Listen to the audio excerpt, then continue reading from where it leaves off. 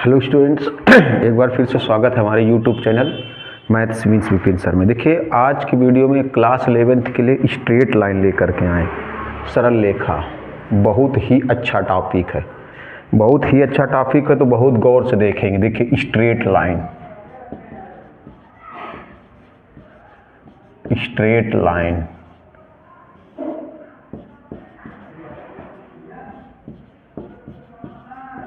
सरल रेखा।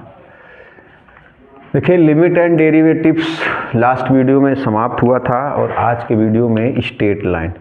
इसका जो स्टैंडर्ड इक्वेशन होता है, स्टैंडर्ड का मतलब हो गया मानक समीकरण। देखिए, स्टैंडर्ड इक्वेशन, हिंदी में इसको बोलेंगे मानक समीकरण। तो मानक समीकरण ये होता है ax plus B Y plus C equal to 0। Standard equation ये होता है ax plus B Y plus C equal to 0। मानक समीकरण होता है ax plus B Y plus C equal to 0। देखिए, जो स्ट्रेट लाइन का इक्वेशन होगा या स्ट्रेट लाइन होगी, उसमें जो वेरिएबल है x और y, उसमें जो वेरिएबल है x और y, इनकी पावर 1 होनी चाहिए, लीनियर होना चाहिए। लीनियर इक्वेशन मतलब रैखिक समीकरण। रैखिक का मतलब हो गया लीनियर, लीनियर का मतलब हो गया जैसे जो वेरिएबल लिए गए हैं, जो चर लिए गए हैं, उनकी पावर 1 होनी चाहिए। मतलब x की पावर 1 और y की पावर 1 होनी चाहिए। एक से ज़्यादा पावर नहीं होनी चाहिए, नहीं तो फिर वो स्ट्रेट लाइन का इक्वेशन नहीं होगा, मतलब सरल रेखा का समीकरण नहीं होगा, स्ट्रेट लाइन का इक्वेशन नहीं होगा। इसमें एक चीज़ होती है, देखिए, स्लोप। स्लोप, स्लोप को बोलते हैं ढाल।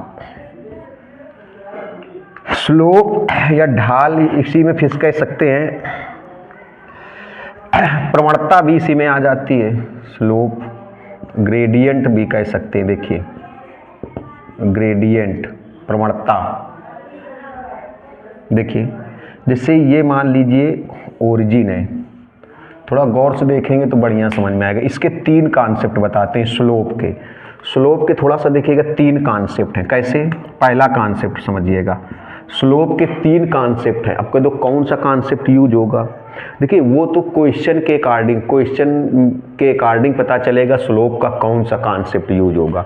तो पहले स्लोप के बारे में समझिए। जैसे मान लीजिए ये है एक्स एक्सिस का, यहाँ से एक्स एक्सिस ये पूरा, और ये हो गया पूरा वाई एक्सिस। जैसे ये कोई स्ट्रेट लाइन है, ये एक्स एक्सिस की पॉजिटिव डायरेक्शन से थीटा एंगल बनाती है। देखिए, एक्स एक्सिस की पॉजिटिव डायरेक्शन से मतलब समझते हो, एक्स एक्सिस की पॉजिटिव डायरेक्शन मतलब इस तरफ होना चाहिए, राइट हैंड साइड की तरफ होना चाहिए। एक्स एक्सिस की पॉजिटिव डायरेक्शन से होना चाहिए, एक्स अक्ष की धन दिशा से। अगर ये एंगल ले लें, देखो जैसे ये एंगल है, ये हुआ एक्स एक्सिस की निगेटिव डायरेक्शन से, एक्स एक्सिस की निगेटिव डायरेक्शन,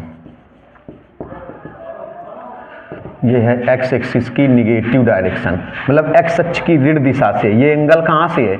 एक्स अक्ष की निगेटिव डायरेक्शन से है। ये एंगल जो है वो एक्स अक्ष की ऋण दिशा से इस साइड है। इधर देखो एक्स एक्सिस की क्या बताओ, निगेटिव डायरेक्शन ही तो है।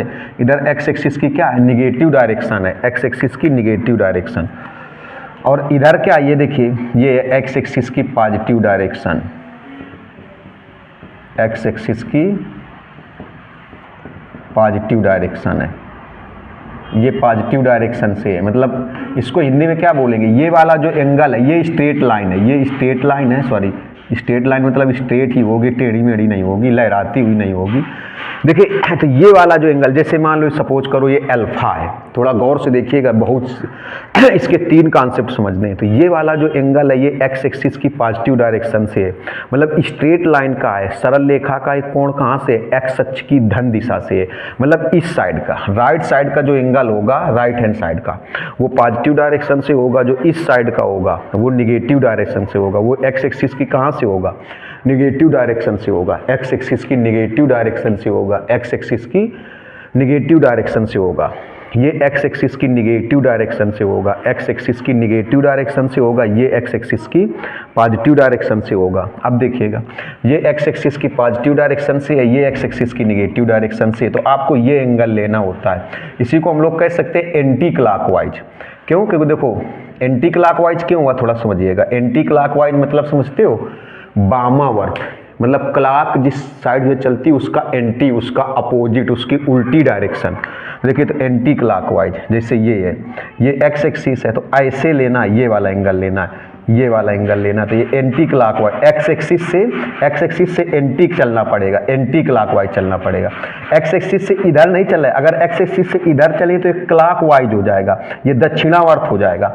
जो क्लॉकवाइज होता है उसको दक्षिणावर्त बोलते हैं, जो क्लॉकवाइज होता है उसको दक्षिणावर्त बोलते हैं, जो एंटी क्लॉकवाइज होता है उसको वामावर्त बोलते हैं। तो एक्स एक्सिस से देखो, एक्स एक्सिस से ऊपर की ओर चलेंगे, तो एक्स एक्सिस से कैसे चले, एक घड़ी ऐसे चलती है, क्लॉक ऐसे चलती है, तो एक्स एक्सिस से ऐसे चले एंटी क्लॉकवाइज, तो कह सकते हैं एक्स एक्सिस से anti clockwise angle. X axis से अगर ये एंगल लें, ये एंगल लें, देखो ये अल्फा लें, तो ये एक्स एक्सिस से क्या हो जाएगा, क्लॉकवाइज हो जाएगा। इसको देखो, ये एक्स एक्सिस है और ये ऐसे एंगल, ये वाला एंगल एक्स एक्सिस और स्ट्रेट लाइन के बीच का एंगल, देखना जरा, ये एक्स एक्सिस और स्ट्रेट लाइन के बीच का ये एंगल, तो एक्स एक्सिस से स्ट्रेट लाइन के लिए, एक्स एक्सिस से स्ट्रेट लाइन के लिए कैसे चलेंगे, क्लॉकवाइज चलेंगे, क्लॉकवाइज चलेंगे, क्लॉकवाइज चलेंगे, घड़ी की दिशा में चलेंगे, दक्षिणावर्त चलेंगे। और इधर का देखिए, एक्स एक्सिस से जब स्ट्रेट लाइन के लिए चलेंगे, एक्स एक्सिस से जब स्ट्रेट लाइन सरल रेखा के लिए चलेंगे तो कैसे चलेंगे, एंटी क्लॉकवाइज। तो कुल मिलाकर के आपको एंगल कौन सा लेना होता है, ये वाला लेना होता है, एक्स एक्सिस की पॉजिटिव डायरेक्शन से लेना होता है या एक्स एक्सिस से एंटी क्लॉकवाइज लेना होता है। एक्स एक्सिस से एंटी क्लॉकवाइज जो एंगल थीटा है, ये स्लोप हो गई। अब देखिए इसका अगर एक चीज़ पूछी जाए, प्रवणता, प्रवणता मतलब देखिएगा, ये स्लोप या ग्रेडियंट कह सकते हैं, ग्रेडियंट, ढाल या स्लोप। देखिए इनके कई नाम होते हैं, ऐसे ढाल या प्रवणता, ढाल या प्रवणता। अब देखिएगा जरा, तो यहाँ पर ये जो प्रवणता है इसको m से डिनोट करते हैं, इसका फार्मूला हो जाता है, ये स्लोप या ग्रेडियंट का फार्मूला m = tan थीटा। देखिए स्लोप या ग्रेडियंट का फार्मूला हो जाएगा m = tan थीटा, और थीटा आप हमेशा ध्यान रखना एक्स एक्सिस की पॉजिटिव डायरेक्शन से होना चाहिए।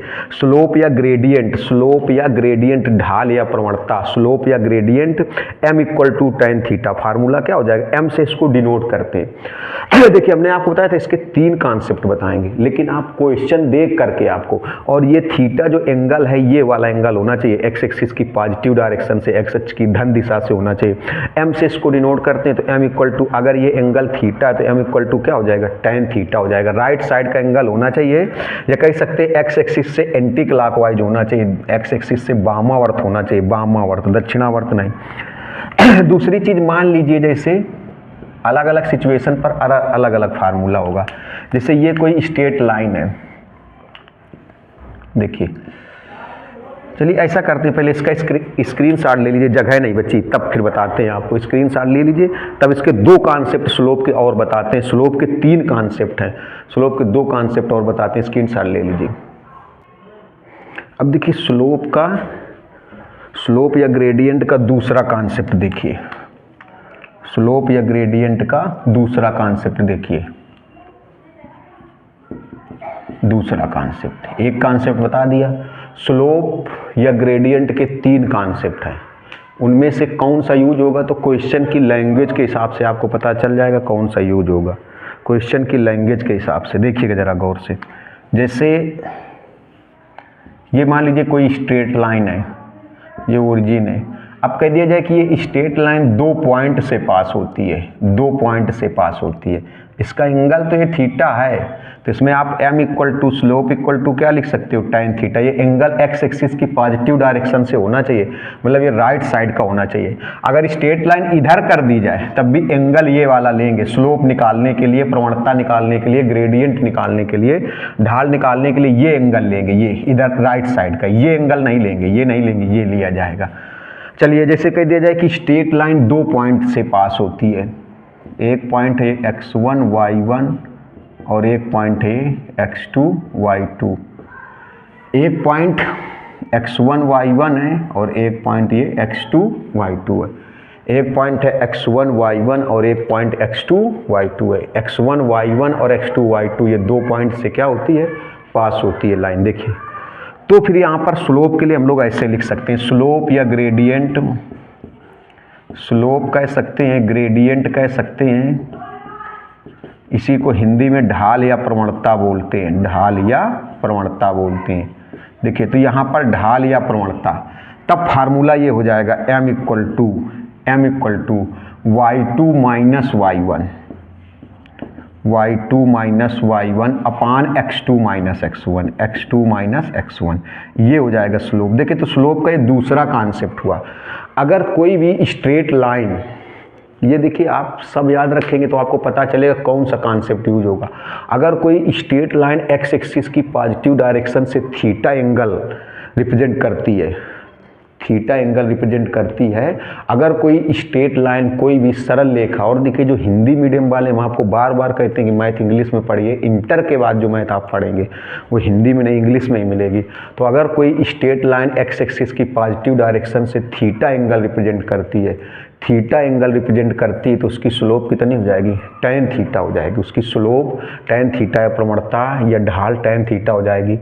लेकिन अगर कोई स्ट्रेट लाइन 2 पॉइंट से पास होती है, x1 y1 x2 y2, अगर कोई straight line 2 point x1 y1 और x2 y2 2 पॉइंट से पास होती है, अगर कोई straight line 2 point x1 y1 x2 y2 2 point से पास होती है तो स्लोप का फार्मूला हो जाएगा y2 minus y1 upon x2 minus x1। देखिए तीसरा कॉन्सेप्ट स्लोप का क्या होता है, थर्ड वाला कॉन्सेप्ट। 2 कॉन्सेप्ट हो गए। अब कहते कौन सा कॉन्सेप्ट क्वेश्चन में यूज होगा, तो क्वेश्चन की लैंग्वेज के हिसाब से पता चल जाएगा कि आपको कौन सा कॉन्सेप्ट यूज होगा। अगर मान लीजिए किसी स्ट्रेट लाइन का सीधे इसको इक्वेशन ही दे दिया जाए, जैसे कह दिया जाए सीधे स्ट्रेट लाइन का इक्वेशन दे दिया जाए, जैसे स्ट्रेट लाइन है ax plus B Y plus C equal to 0, ये स्ट्रेट लाइन है ax plus B Y plus C equal to 0, ये कोई स्ट्रेट लाइन है ax plus B Y plus C equal to 0, ये कोई स्ट्रेट लाइन है ax plus B Y plus C equal to 0, कोई straight line है। इसमें अगर स्लोप पूछी जाए, स्लोप या ढाल या ग्रेडियंट पूछी जाए तो इसका फार्मूला तो लिख सकते हो m इक्वल टू, m से डिनोट करते हैं। देखिए क्या फार्मूला होगा, minus x coefficient upon y coefficient, ये होगा। देखिए m equal to minus x coefficient, Hindi में बोलेंगे x का गुणांक बटे y का गुणांक, x का गुणांक बटे y का गुणांक। हिंदी में क्या बोलेंगे, माइनस x का गुणांक बटे y का गुणांक, माइनस x का गुणांक बटे y का गुणांक, माइनस x का गुणांक बटे y का गुणांक। तो minus x coefficient upon minus x coefficient, तो माइनस कितना हो जाएगा, देखो x कोफिशिएंट कितना हो जाएगा a और y कोफिशिएंट कितना हो जाएगा b। x कोफिशिएंट कितना हो जाएगा, देखो minus x coefficient upon y coefficient, मतलब माइनस x का गुणांक बटे y का गुणांक, x का गुणांक बटे y का गुणांक। देखिए जरा गौर से, तो यहाँ पर स्ट्रेट लाइन जो है उसके लिए आपको स्लोप के कितने फार्मूले हो गए, 3। अगर स्ट्रेट लाइन एक्स एक्सिस की पॉजिटिव डायरेक्शन से, अगर स्ट्रेट लाइन एक्स एक्सिस की पॉजिटिव डायरेक्शन से थीटा एंगल बनाती है तो उसको क्या लिखेंगे, tan थीटा। अगर 2 point x1 y1 x2 y2 से पास होती है, x1 y1 x2 y2 से पास होती है तो m इक्वल टू क्या हो जाएगा, y2 minus y1 upon x2 minus x1, y2 minus y1 upon x2 minus x1। अगर स्ट्रेट लाइन का इक्वेशन ये दे दिया जाए ax plus B Y plus C equal to 0, ax plus B Y plus C equal to 0, तो slope का formula क्या हो जाएगा, m equal to minus X coefficient upon y coefficient, minus X का गुणांक बटे y का गुणांक, माइनस एक्स का गुणांक बटे y गुणांक, तो माइनस एक्स कोफिशिएंट कितना है a और y कोफिशिएंट कितना है b, तो माइनस a अपान b। ये देखिए स्लोप के कॉन्सेप्ट हो गए। कुछ इस पर बेस्ड क्वेश्चन बताते हैं, तो इसका स्क्रीनशॉट ले लीजिए, तो कुछ इन पर बेस्ड क्वेश्चन बता दीजिए जल्दी से स्क्रीनशॉट। देखिए ये 2 क्वेश्चन है स्क्रीन पर, इनको दोनों को बताते हैं। अभी हमने आपको स्लोप के 3 कॉन्सेप्ट बताए थे, तो गौर से देखिएगा कौन सा कॉन्सेप्ट किस में यूज होगा, ये आपको देखना होगा। ये एनसीईआरटी क्वेश्चन है, एनसीईआरटी बुक के क्वेश्चन है, बहुत अच्छे क्वेश्चन। एनसीईआरटी एग्जाम्पलर या अदर जैसे जो बुक्स हैं, जो भी बुक्स हैं, सब बुक्स के क्वेश्चन आपको मिक्स मिलेंगे यहाँ पर। देखिए तो कहा गया find the slope of a line, line का स्लोप हुज इंक्लाइनेशन, इंक्लाइनेशन को हिंदी में बोलते हैं झुकाव, इंक्लाइनेशन को हिंदी में क्या बोलते हैं, झुकाव बोलते हैं। To the positive direction of X axis, X axis की पॉजिटिव डायरेक्शन से, एक्स एक्सिस की पॉजिटिव डायरेक्शन से, मतलब देखिए पहला नंबर एक्स एक्सिस की पॉजिटिव डायरेक्शन से कहा गया find the slope of a line, उस लाइन के लिए स्लोप बताना है, प्रवणता बतानी है, ढाल बताना है। Whose inclination to the positive direction of X axis, मतलब जिसका झुकाव, झुकाव इंक्लाइनेशन को झुकाव बोलते हैं हिंदी में। Whose inclination to the positive direction of X axis is 60 degree, मतलब कोई लाइन है, देखो आपको बताया था ये ओरिजिन हो गया, ये एक्स एक्सिस है, ये एक्स डैश है, जो इस साइड का एंगल होता है, ऐसा नहीं है। देखो पॉजिटिव डायरेक्शन का मतलब ये नहीं कि स्ट्रेट लाइन यहाँ से यहाँ तक होनी चाहिए, स्ट्रेट लाइन इधर भी हो सकती है, लेकिन ये एंगल जो होता है ये एक्स एक्सिस की पॉजिटिव डायरेक्शन से होता है, ये एंगल जो होता है वो एक्स एक्सिस की पॉजिटिव डायरेक्शन से होता है, ये एंगल जो होता है वो एक्स एक्सिस की पॉजिटिव डायरेक्शन से होता है, ये एंगल जो होता है वो एक्स एक्सिस की पॉजिटिव डायरेक्शन से होता है, ये एंगल जो होता है एक्स एक्सिस की पॉजिटिव डायरेक्शन से होता है, ये एंगल जो होता है, ये वाला जो एंगल होता है ये एक्स एक्सिस की पॉजिटिव डायरेक्शन से होता है, और ये एंगल जो होता है एक्स एक्सिस की निगेटिव। स्ट्रेट लाइन कहीं भी हो सकती है, देखो स्ट्रेट लाइन इधर हो, ऐसे हो, लेकिन ये जो एंगल होगा राइट साइड का वो पॉजिटिव डायरेक्शन से होगा, और जो लेफ्ट साइड का एंगल होगा वो एक्स एक्सिस की निगेटिव डायरेक्शन से होगा। वो कहाँ से होगा, एक्स एक्सिस की निगेटिव डायरेक्शन से होगा। यही जो एंगल होगा इसी को बोलेंगे एंटी क्लॉकवाइज, क्योंकि देखो एंटी क्लॉकवाइज इसलिए बोलेंगे क्योंकि ऐसे चलेंगे, ऐसे एक्स एक्सिस से ऐसे चलेंगे, और ये जो एंगल होगा इसको क्लॉकवाइज, क्यों, क्योंकि ये एक्स एक्सिस है और एक्स एक्सिस से ऐसे चलेंगे तब ये एंगल बनेगा जाके, ठीक। तो एक्स एक्सिस से एंटी क्लॉकवाइज और क्लॉकवाइज, एंटी क्लॉकवाइज हमेशा होता है वामावर्त, क्लॉकवाइज दक्षिणावर्त होता है। अब देखिएगा तो इसमें बोला गया slope of a line whose inclination to the positive direction of X axis 60 degree. ये देखिए इंक्लाइनेशन कितना है बताओ, 60 डिग्री है, ये इंक्लाइनेशन कितना है 60 डिग्री। तो एम इक्वल टू कितना हो जाएगा, अभी आपने पढ़ा था अगर थीटा इंक्लाइनेशन, इंक्लाइनेशन को हिंदी में झुकाव बोलते हैं, तो M equal to tan theta, तो ये हो जाएगा एम इक्वल टू tan 60 हो जाएगा। तो M equal to tan 60, tan 60 की वैल्यू कितनी हो जाएगी √3, tan 60 की वैल्यू कितनी हो जाएगी, देखिए √3 हो जाएगी, tan 60 की वैल्यू कितनी हो जाएगी √3 हो जाएगी, tan 60 की वैल्यू कितनी हो जाएगी √3, tan 60 की वैल्यू √3।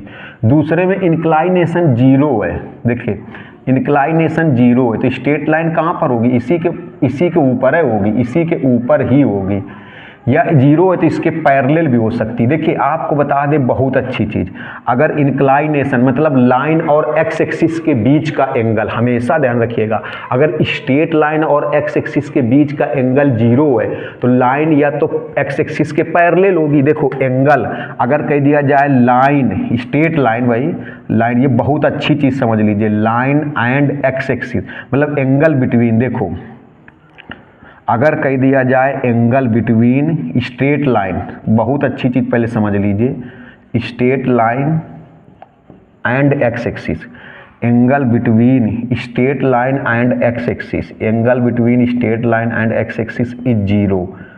अगर कह दिया जाए कि स्ट्रेट लाइन और एक्स एक्सिस के बीच का एंगल 0 है तो समझ जाइए दो सिचुएशन हो सकती हैं, या तो लाइन क्या होगी parallel to X axis, parallel to X axis होगी, पैरेलल टू एक्स एक्सिस होगी, या फिर कोइंसिडेंट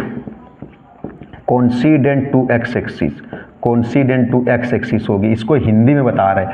अगर कह दिया जाए कभी भी, अगर कह दिया जाए, मेरी बात समझना पहले सुन लीजिए बहुत गौर से, अगर कह दिया जाए कि स्ट्रेट लाइन और एक्स एक्सिस के बीच का angle between straight line and x axis, मतलब स्ट्रेट लाइन और एक्स एक्सिस के बीच का कोण अगर 0 है, स्ट्रेट लाइन और एक्स एक्सिस के बीच का कोण अगर 0 है तो जो लाइन होगी वो एक्स एक्सिस के क्या होगी, पैरेलल होगी, parallel to X axis, line जो है वो एक्स एक्सिस के पैरेलल होगी, तो कोइंसिडेंट टू एक्स एक्सिस होगी। पैरेलल को हिंदी में बोलते हैं एक्स अक्ष के समांतर होगी, या तो एक्स अक्ष के संपाती होगी। हिंदी मीडियम वाले भी सुनते चले। अगर कह दिया जाए स्ट्रेट लाइन और एक्स एक्सिस के बीच का एंगल 0 है, बहुत अच्छी चीज़ बता रहे हैं आपको, आप ध्यान रखिएगा, बहुत गौर से देखिएगा। अगर कह दिया जाए कि स्ट्रेट लाइन और लाइन और एक्स एक्सिस के बीच का कोण जो है वो 0 है, तो आप समझ जाओ कि जो स्ट्रेट लाइन होगी वो एक्स एक्सिस के पैरेलल होगी, एक्स एक्सिस के समांतर होगी, या तो फिर वो कोइंसिडेंट टू एक्स एक्सिस होगी, या तो एक्स एक्सिस के संपाती होगी। अब देखिए पैरेलल, जैसे मान लो ये एक्स एक्सिस है, तो लाइन अगर पैरेलल होगी तो ऐसे होगी, ये सिचुएशन होगी, पैरेलल हो गई, समांतर हो गई। और कोइंसिडेंट संपाती में क्या होगा, जैसे ये एक्स एक्सिस है तो इसी एक्स एक्सिस के ऊपर ही लाइन ऐसे आ जाएगी, ऊपर ही ओवरलैप करेगी, ऊपर आ जाएगी। अच्छा, ऊपर आने का मतलब ये नहीं कि लंबाई भी बराबर हो, लंबाई में कम ज़्यादा भी हो सकती है, लंबाई में कम ज़्यादा भी हो सकती है। देखिए, तो पैरेलल होंगी तो ये चीज़ होगी, ये चीज़ होगी। जैसे मान लो ये वाला मार्कर एक्स एक्सिस है और ये वाला मार्कर स्ट्रेट लाइन है, तो पैरेलल ऐसे होंगी। और अगर कह दीजिए कोइंसिडेंट, पैरेलल का मतलब समांतर होंगी तो ऐसे होंगी, और कोइंसिडेंट को हिंदी में बोलते हैं संपाती। संपाती का मतलब हो गया एक के ऊपर एक, मतलब ओवरलैप करेगी, ओवरलैप मतलब ऐसे।